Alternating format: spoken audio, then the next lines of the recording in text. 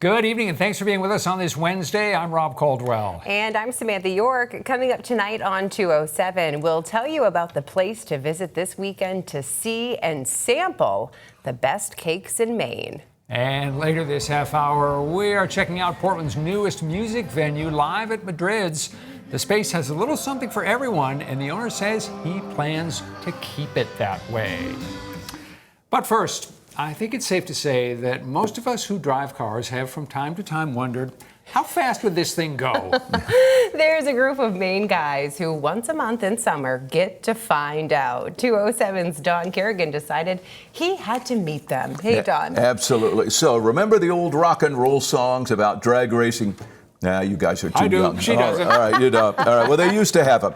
These guys are drag racers. They're dedicated to it. Some of them are even older than the old cars they race.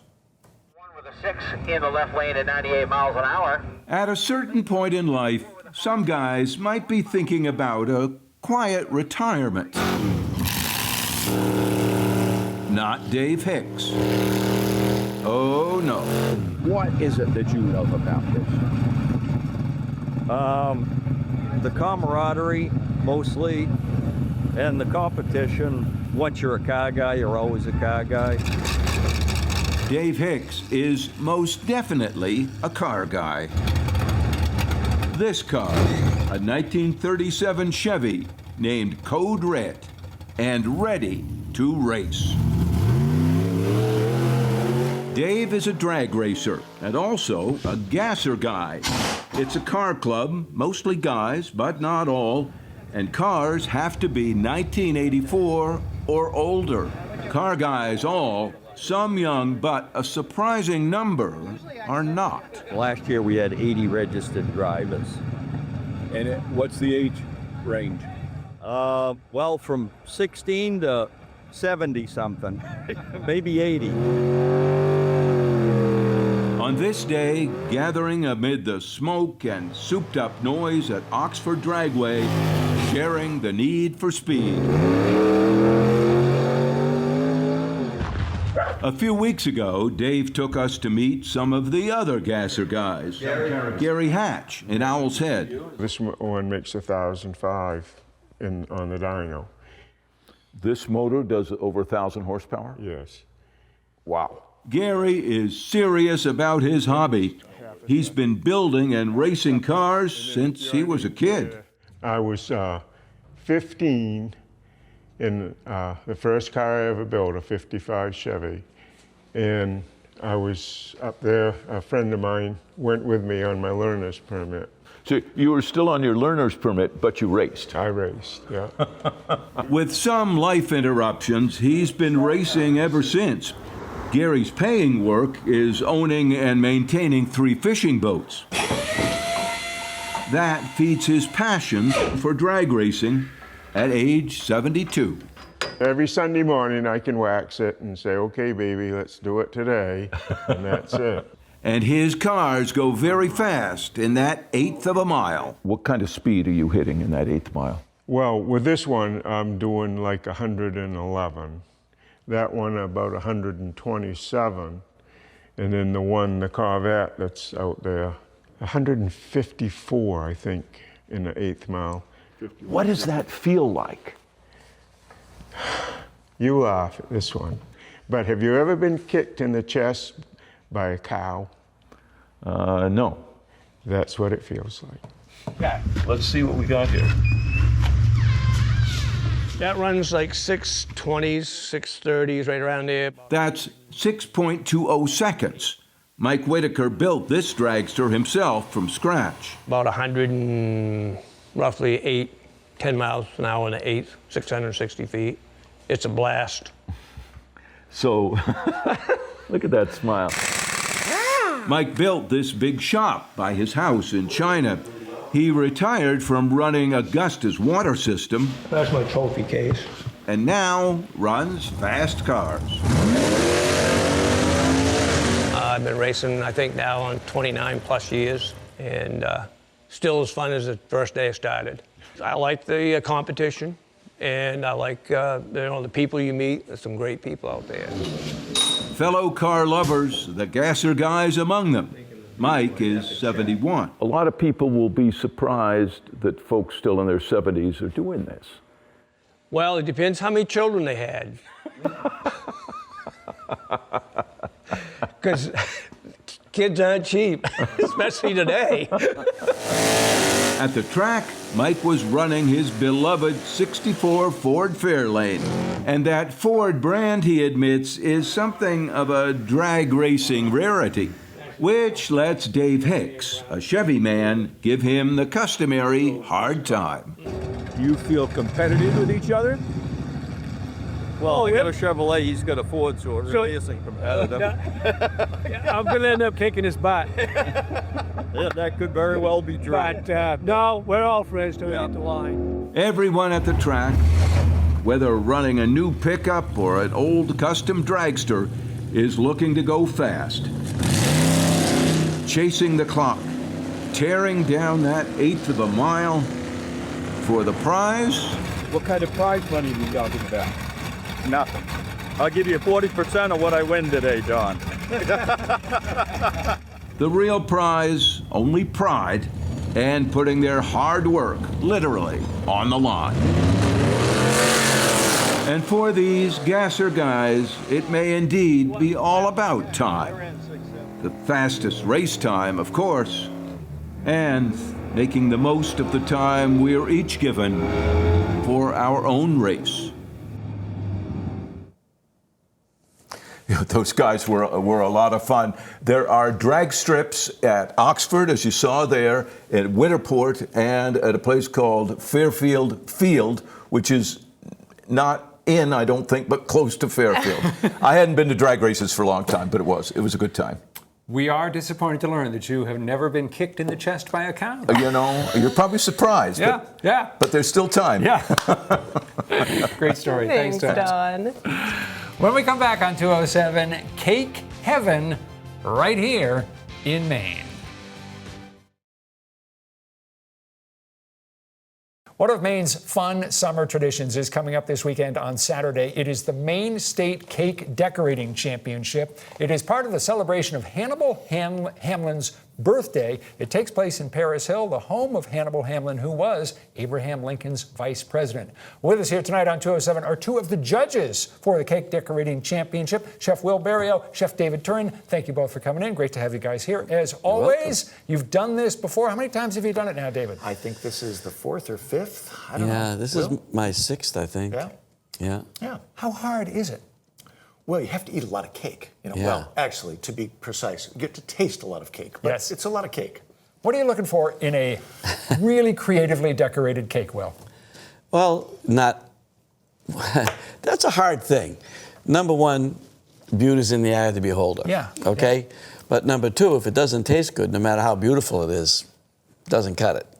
But I look for a balance of the right amount of accoutrements or decorations, the right amount of cake, not too much of this, not too much of that.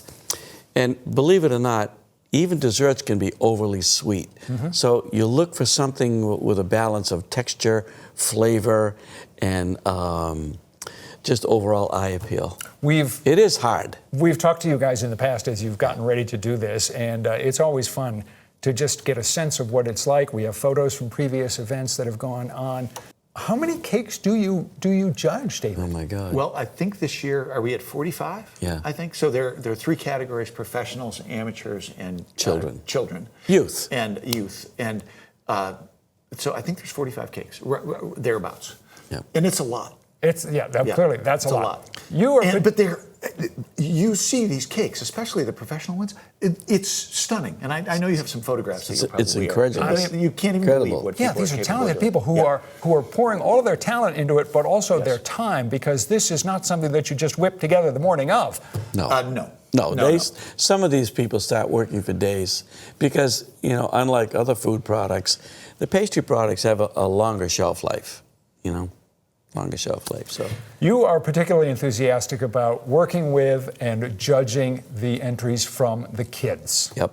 What is it about that gets you so revved up? Well, this is a pretty good example of, nicely appointed desserts. These are from the cookie jar in Cape Elizabeth, Donna is just so gracious about this every year. But the kids, I mean, there's a lot more to baking than just putting the cake in the oven. This is their first introduction to chemistry. Unlike other cooking where I take a steak and put it on, God does all the work making the cow taste good, you add heat. But a cake is like chemistry. There's chemical leavening, mechanical leavening, exact scaling or else nothing comes out. The application of heat to something with moisture, a leavening agent, how much you mix it, whether or not you... Let me just add, they're 10 years it's like, old. Yeah, these kids are from 10 to 16. Yeah. But this is their first introduction to, I really have to pay attention. And this is scientific as much as it is, oh, it's going to be fun to bake a cake. Well, There's a lot to it. You guys have made the point before that one can be an excellent cook without being a good pastry chef. Yes, absolutely. Two very different crafts, right? True. Absolutely. And one is as important as another. You know, I personally love a good strip loin or a good roast turkey, but you know what? When you finish it up with some nice dessert, that's very important. I will say about the kids, it's the enthusiasm. They're so excited to be there. And it's, a lot of them, it's their first time doing anything competitive.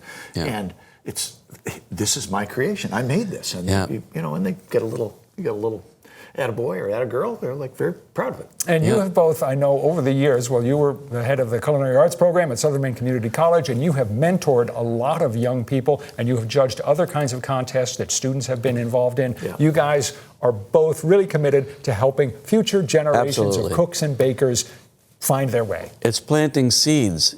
If you want a decent garden, you have to plant the seeds now. And you mentor them and work on it, but it's true. If we don't get our youth ready to do something credible, we're all going to be in trouble. All right, quick question. We'll end on this. What's your favorite kind of cake? Oh, well, if there's a carrot cake on the menu, I'm buying it. Will? They had a maple walnut cake last year that I would have killed somebody for. Well, I'm glad we didn't read about any fatalities. It would have put kind of a damper on the Maine State Cake Decorating Championship. It's a lot of fun, just so you know. It's a lot of free stuff. There's a lot to do, a lot to see, a lot to taste. There's some fun activities for people, so it's a great family day as well. It's free, and it is open to families. They encourage families to come. All right, we got to leave it there. David, Will, thank you so much. You're welcome. It's the Maine State Cake Decorating Championship in Paris Hill, happening Saturday. It starts at noon, goes through the afternoon. These guys will be there. We got more information that you'll find in the 207 section of our New Center Maine app or website. Stick around. We'll return right after this. We say it a lot on our show. Maine's live music scene never sleeps. And Portland has a new music venue. It's called Live at Madrids. And tonight we are joined by Josh Schlesinger and Cam Jones. Josh is the owner of Madrids and Cam is the marketing and box office manager there. Thank you both so much. Thanks so much for being here. So Madrids opened back in March. Yeah. What is the vibe when people walk in? The vibe is all over the place. So we're a genre-less room, so on any given night, it could be anything. I think so far the vibe has been very community-based. Yep. Because regardless of the fact that our genres are all over the place, we do hip-hop, we do hardcore, we do singer-songwriter rounds, we do album releases, we do local wrestling, we have done literally everything. All kinds of stuff. I think by and large what we've been seeing is that the vibe has been rooted in community. Yeah, and it's a cool space. It's kind of industrial and it's more intimate, but it's a great space for what you guys are doing. Yeah, and it's all single floor too, so super accessible. Once you're in, you're in. The sight lines are the sight lines for now. But it's a big box and it's all sort of single floor. So where did the idea for you come from to open Madrids, and why was Cam one of the first people you wanted to call? During my early 20s, through my 30s too, it's a lot of the time that I was spending in different places was all in the live music scene. It was at the Big Easy, it was at Port City, it was at Asylum, coincidentally a lot of clubs that just aren't here in Portland anymore. Super impactful time for me. Flash forward to when Port City shut down and we realized how much of a hole that left in town. Also getting the opportunity to kind of see what that sort of proof of concept was for Port City so we could actually see like this works here. It's a shame that we don't have it because we saw how well it worked and how necessary it was. That was the primary impetus to get it going. How does Cam fit in here? Cam and I go back. We worked together at Bissell Brothers, and obviously I'd had seen him play in a bunch of bands over the years, so he was already a familiar face. And then when we became co-workers, it was just an easy tag as to like, you know, who's the first person I want to tap to be a part of this. Yeah, and Cam, as somebody who's played music, played shows, what kind of opportunity is a place like Madrid's for more local acts here? It's an endless thing. Like he was saying, like the hole that Port City Music Hall left, like we're not necessarily trying to replace that. We're just trying to kind of like fill the space that sized room provided, as well as the smaller side of the club. We do a lot of like smaller shows in there too, so it kind of fills two holes that have just been needed to be filled in. Yeah, in the scene. Exactly. And you've had a pretty steady season of shows so far. You just had the Mallet Brothers Band play a few weeks back. You got the Ghost of Paul Revere. They're going to be playing a show in September. Yeah. What else do you have on tap for people this season? A bunch of stuff. We've got Xander Nelson with an album release. We've got Ghost of Paul Revere doing part one of the two-parter of Ghostland coming in. Live band karaoke. We did one of those a couple months ago, and it went off like really, really well. So we're gonna run it back and do it again. The Fog Cutters, the big band Fog Cutters, they don't really do shows too often, so they're coming up. Toby McAllister, who's a 207 staple here. We love Toby. Hardest man working in Maine, I think. Yeah. And so we've got him playing his big club show that he tries to do once a year. Next 10 years, what do you think it's going to be? Can't imagine, really. The industry is in a very tough place right now, just in general. We want to keep doing, 3, 4, 5 shows a week. We sort of want to be a little bit of something for everyone. As we sort of develop these relationships and as we develop our reputation, we want to feel like we've got more of a platform to stand on with big nationally touring artists and internationally touring artists, so that we can keep bringing those folks here into our room too, and have these super exciting, drawable shows. I think it's just upward and onward and bigger and better. And the best is yet to come. Yeah. And we'll leave it at that. Yeah. Josh, Cam, thank you both Thank so you. much for being here. Live at Madrids is located on 4th Street in Portland. We've got more about the city's newest music venue on the 207 section of our website and app. Don't go anywhere. We've got more of our show for you right after this. Coming up tomorrow on 207, there's a live show that's been coming to Portland for more than a decade, demonstrating just how talented cats can be. For 20 years, Samantha Martin has trained rescue cats to perform tasks and high-flying stunts.